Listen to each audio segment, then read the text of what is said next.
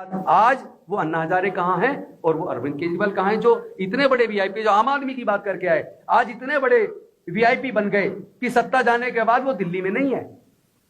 अरविंद केजरीवाल, मनीष सिसोदिया, सत्येंद्र जैन आज दिल्ली में क्यों नहीं है?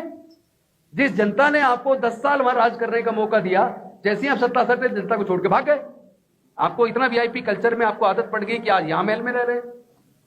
आप उनका लाइफस्टाइल देखिए, सरकार के सारे संसाधनों का इस्तेमाल कर रहे हैं। और तो और झूठ देखिए, 2017 के चुनाव में मुझे याद है, मैं चूंकि आम आदमी पार्टी में विधायक था, उस वक्त प्रचार में था मैं, इन्होंने वादा किया था कि अब हमारी सरकार बनेगी तो हम एक दलित को डिप्टी सीएम बनाएंगे। तो सरकार उस बार नहीं बनी, लेकिन 2022 में बनी। आज तक क्यों नहीं बनाया? और भारत में तो पहला मुख्यमंत्री भी दलित अगर किसी ने बनाया तो कांग्रेस ने बनाया। अब तक जितने भारत में मुख्यमंत्री बने उसमें 5 मुख्यमंत्री अब तक कांग्रेस पार्टी ने बनाए। तो एक वो पार्टी है जो देने वाली है, जिसने सैकड़ों पीएसयूज बना के हमारे आगे बढ़ने का रास्ता बनाया, और एक वो पार्टी है जो छीनने वाली है।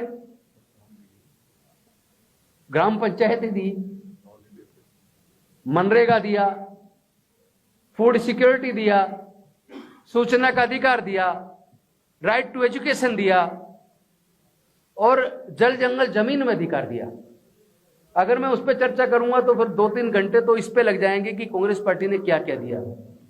तो मैं सिर्फ ब्रीफ में बताता हूं, जो कांग्रेस ने इस देश को और इस देश के वंचित लोगों को दिया, उसको छीनने में केवल आरएसएस बीजेपी की भूमिका नहीं है, बल्कि 2011 के आसपास जो दिल्ली के रामलीला मैदान में आरएसएस ने, बीजेपी ने मिलकर जो यूपीए की सरकार को बदनाम करने का षड्यंत्र किया, उस षड्यंत्र का हिस्सा या सिपाही जिसके कंधे पर रख के पूरे षड्यंत्र को अंजाम देने का काम किया और पूरी तरह झूठ के आधार पर किया, तो वो अन्ना हजारे और अरविंद केजरीवाल थे। क्या था वो आंदोलन? भ्रष्टाचार की बात करके वो आंदोलन चला। 24 घंटे टीवी पे अन्ना हजारे और केजरीवाल दिखते थे, कहते थे भ्रष्टाचार खत्म करना है, काला धन वापस लाना है, लोकपाल वापस लाना है। जनता को दिग्भ्रमित किया, बेवकूफ बनाया, और यूपीए की सरकार को, कांग्रेस की सरकार को बदनाम किया।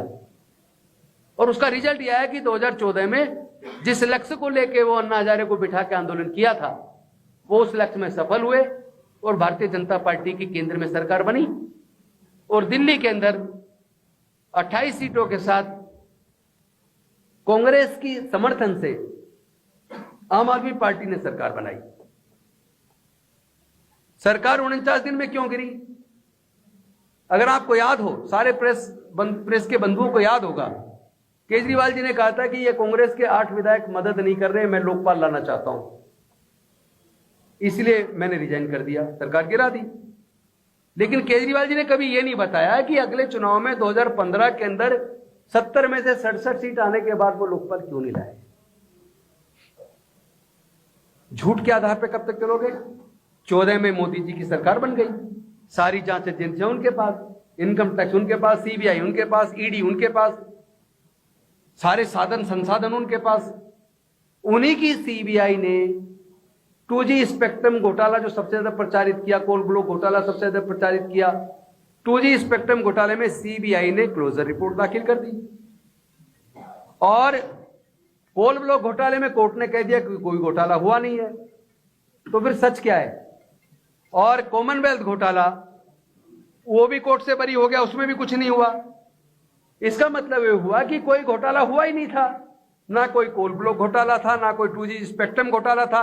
अन्यथा जब सरकार बीजेपी की बन गई, मोदी जी की बन गई, जांच एजेंसी आपकी थी, तो जांच में पूरी जांच करने के बाद क्लोजर रिपोर्ट लगाते हुए खुद इनकी सीबीआई ने कहा कि 2G स्पेक्ट्रम घोटाला में कुछ नहीं है, कोई घोटाला हुआ नहीं है।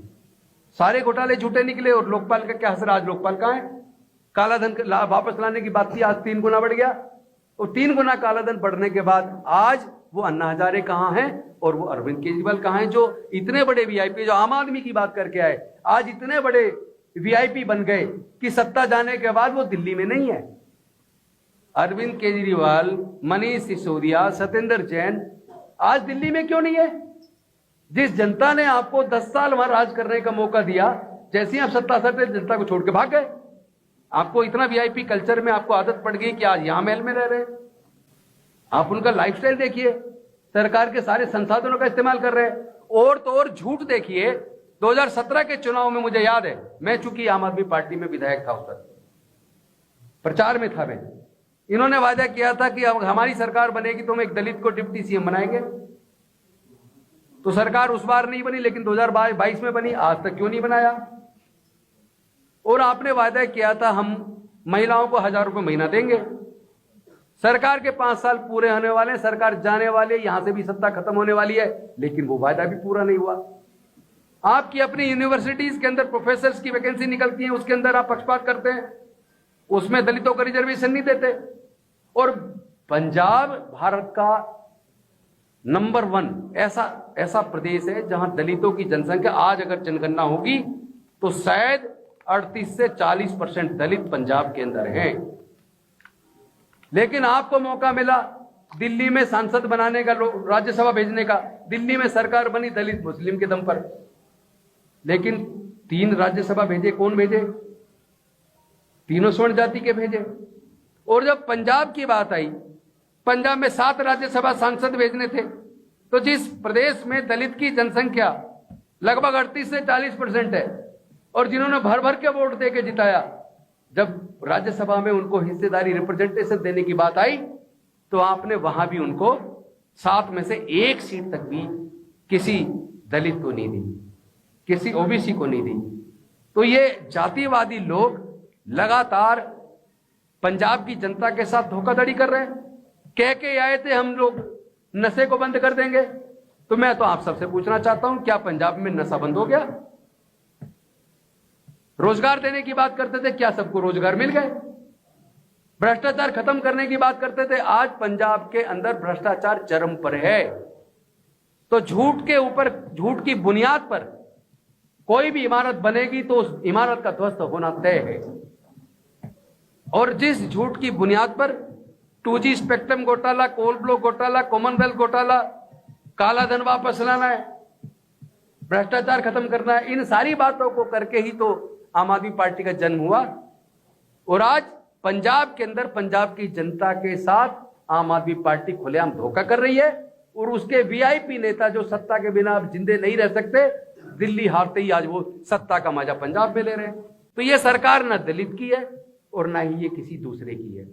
ये सरकार भ्रम डालकर, मार्केटिंग कर कर लोगों को बेवकूफ बनाकर सरकार बनी है। इसमें सच्चाई नाम की चीज नहीं है। आने वाले समय में पंजाब की जनता, विशेष रूप से मेरे दलित समाज के अंबेडकरवादी लोग, संत गुरु रविदास जी को मानने वाले लोग, महर्षि वाल्मीकि जी को मानने वाले लोग, कबीर साहब को मानने वाले लोग, ये तो पूरी तरह कमर कस के तैयार है कि इनको जवाब देना है। हमें देने वाली सरकार कौन है? हमें तो जो कुछ मिला कांग्रेस से मिला, वजीफा मिला तो कांग्रेस से मिला, सरकारी नौकरी मिली तो कांग्रेस से मिली, और हमें अगर रिजर्वेशन से हमें सत्ता में भागीदारी मिली तो वो भी कांग्रेस से मिली, मुख्यमंत्री बनने का मौका मिला तो वो भी कांग्रेस से मिला। तो हमें तो जो भी कुछ मिला वो कांग्रेस के टाइम पे मिला है। बाकी ने झूठ बोल के सत्ता तो पाई, हमें इमोशनल ब्लैकमेल करके, क्योंकि देश का दलित आदिवासी बड़ा भोला भाला इमोशनल समाज है, वो उसको इमोशनल करके, झूठ बोलकर, भ्रष्टाचार खत्म करने का सपना दिखा के, सबके हिस्से में कुछ ना कुछ आएगा, ये दिखा के इन्होंने हमारे वोट पे डाका डाला। और ये भी बेवकूफ बनाया, आपको डिप्टी सीएम बनाएंगे। समाज मुड़ गया, लेकिन आज समाज करा रहा है।